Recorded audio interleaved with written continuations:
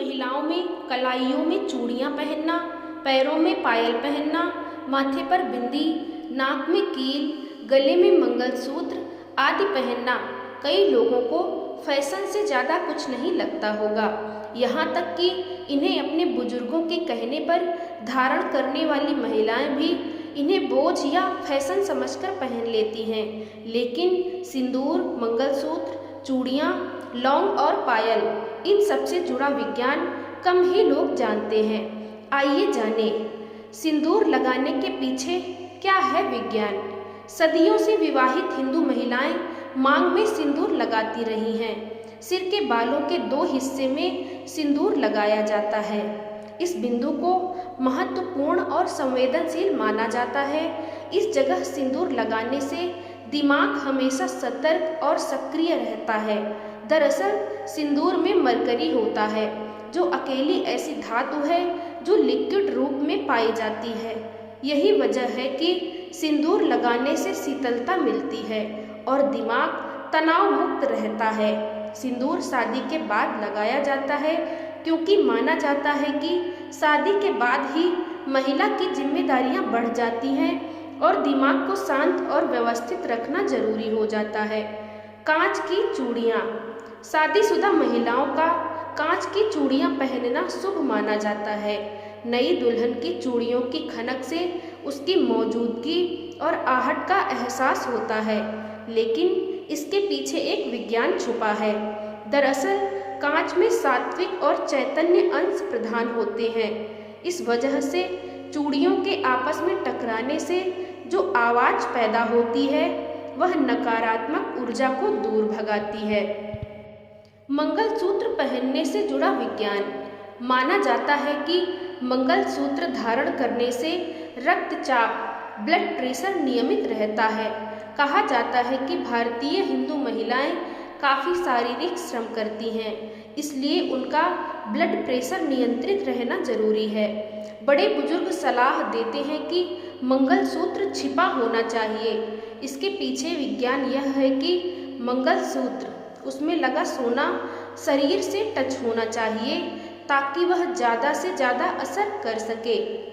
बिछुआ पहनने के पीछे का विज्ञान। शादीशुदा हिंदू महिलाओं में पैरों में बिछुआ जरूर नजर आ जाता है। इसे पहनने के पीछे भी विज्ञान छिपा है। पैर की जिन उंगलियों में बिछिया पहना जाता है उसका कनेक्शन गर्भाशय और दिल से है। इन्हें पहनने से महिला को गर्भ धारण करने में आसानी होती है और मासिक धर्म चक्र भी नियम से चलता है। वहीं चांदी, आमतौर पर बिछुआ चांदी की ही होती है होने की वजह से जमीन से यह ऊर्जा ग्रहण करती है और पूरे शरीर तक पहुंचाती है। नाक की लौंग से जुड़ा विज्ञान।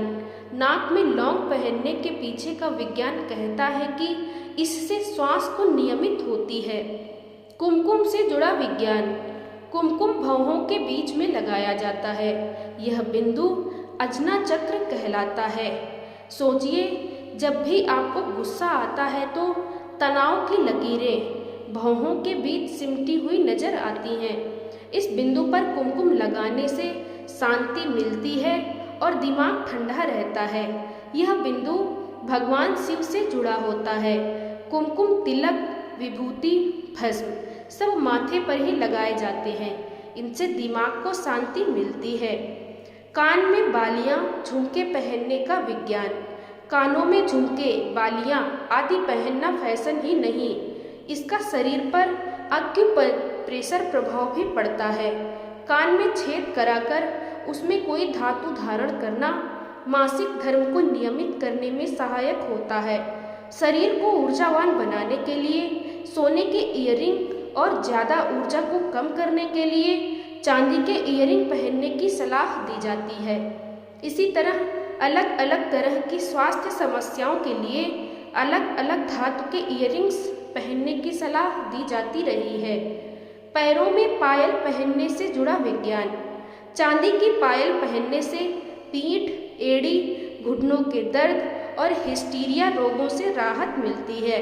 साथ ही चांदी की पायल हमेशा पैरों से रगड़ाती रहती है, जो स्त्रियों की हड्डियों के लिए काफ़ी फायदेमंद है। इससे उनके पैरों की हड्डी को मजबूती मिलती है। अपनी धार्मिक संस्कारों को हर एक माँ बाप अपने बच्चों को जरूर दे।